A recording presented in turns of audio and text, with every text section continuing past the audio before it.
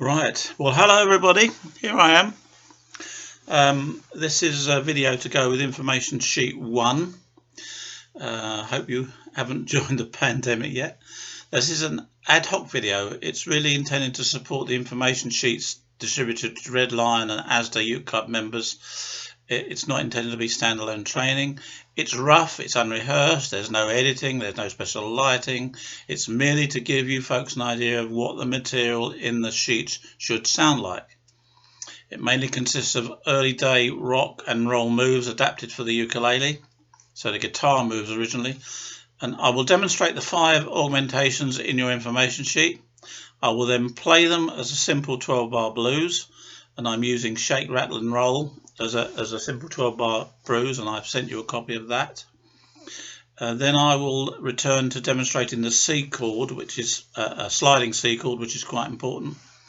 And then I'll talk a bit about how this stuff can be used generally other than in rock and roll and blues. It'd be a good idea if you could practice this stuff, because I will use it as the basis for building up more advanced twiddly bits for future information sheets. And if I remember at the end, I'll talk a bit about where we're going with this. So here we go then. I'm going to go through the information sheet stuff. So first of all, we've got C overlaid by A minor, and it goes like this.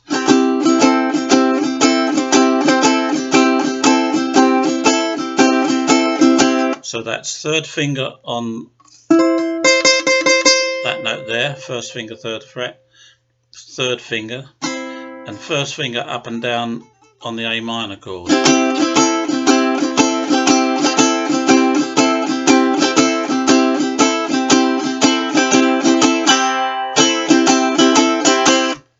I'm having to use a great discipline here, so avoid putting any extra flourishes in.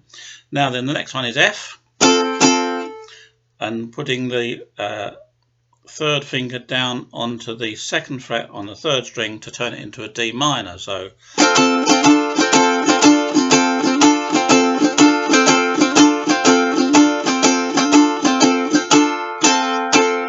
and the last one, last of the 3 main chords anyway, is the G overlaid by E minor. So you play the G in the normal sort of way and put your little finger onto the 4th fret on the 3rd string, and this is possibly the most difficult one for most people, and you probably need to practice for quite a long time.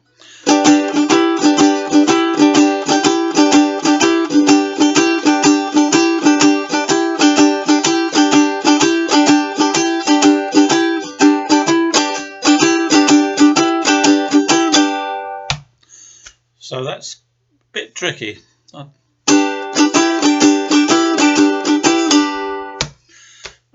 Also C, most of you are well used to playing C like that. Now we're going to play it like that. So it's exactly like a B flat, only 2 frets higher. Now this might seem like a bit of a waste of time, but there's a number of good reasons why I want you to be playing C there. It'll come in much handy later when we try and do some other stuff. So C, but also it's quite handy to play that with just 3 notes like that. Just try and leave that, the open G string there, try and leave that, doesn't matter if you do hit it, but try and leave it alone so that you can play these 3 strings there. And the idea is you've got to leave this finger free, because you might need that. Well, you will need that later. Yeah. So those are the 3 chords. And I'm just going to play it. That's my normal cough, by the way. I haven't got the virus. So this is how it would sound in a 12-bar blues, and I've used Shake, Rattle and Roll. It could be any 12-bar blues. Oh, get out of that bed and wash your face and hands. Get out of that bed and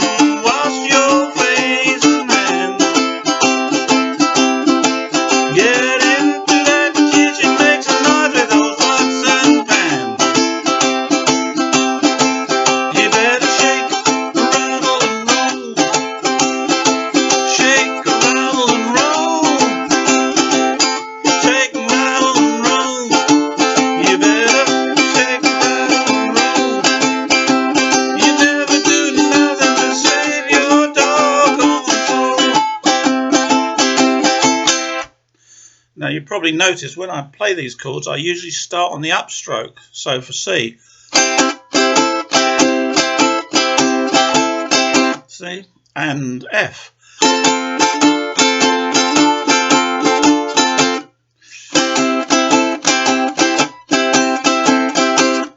Yeah. So just coming back to the C chord, one of you ought to be able to slide it. So that's the C. You need to slide it down there.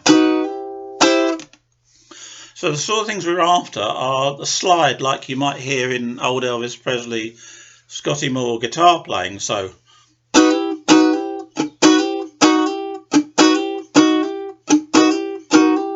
but practice any sort of sliding just to get your hand in, or you can do it with 3 fingers, which I tend to do. So that'd be a Scotty Moore type, or you could do it rockabilly type, or you could do it bog standard sort of emphasis.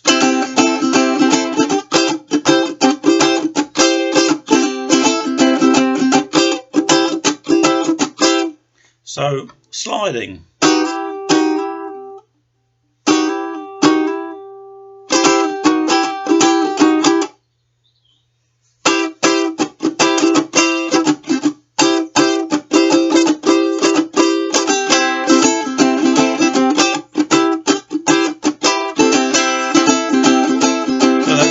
C to a different version of C.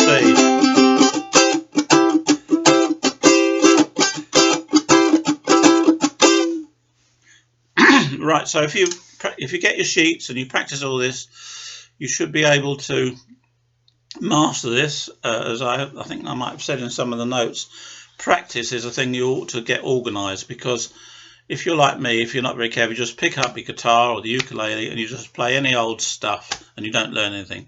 Sit down and decide what you're going to learn and play that and do it every night for a fortnight, and then you'll be able to do it fluidly. So I've not been playing the ukulele very long, but that's how I learnt to play George Formby style, by actually willing myself to practice every evening. So, but this stuff I'm teaching you in the context of rock and roll and blues, but it's useful for anything. So, for example, you could go Saturday night at the movies, who cares what picture you'll see? Or you could go, I'm at a tin soul, bar and green down in Wimbledon. And then, what else have I got here? You could go, if you got a problem, don't care what it is, any kind of problem, I'm gonna show you this, well I can help. So, or in the summertime when the weather is high. So, or you could do, I hear that train coming, rolling round the bend. I ain't seen sunshine since I don't know when I come. So, Folsom Prison Blues there. And what else have I got here? Oh yeah. Long distance information, give me Memphis, Tennessee. Trying to find a party, trying to get in touch with me. She lived over on the south side. I want her red, just half a mile from the Mississippi. Yeah, so it's a lot of old rubbish there, but the general point is, don't think you're learning this just to play rock and roll.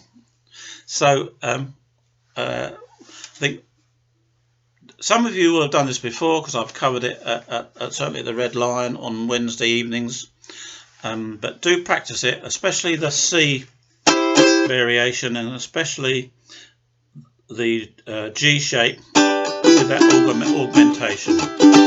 So, and try and then incorporate it into a 12-bar blues. In the next sheet, what I intend to do is add some more stuff so we can build up that 12-bar blues. Maybe some twiddly bits, maybe some turnarounds. And after 2 or 3 of these sessions, you should be able to play a complete 12-bar solo. So I think that's as much as I can do for now. If you've got any questions, give me an email. And again, apologies to those who've covered this before. Some of you are quite new to this and might find it quite challenging. So if anybody can, some of you can give me the odd email, let me know whether there's too much or too little, or whether you're ready for the next sheet or whatever. I'll be very glad to deal with it. So thanks a lot.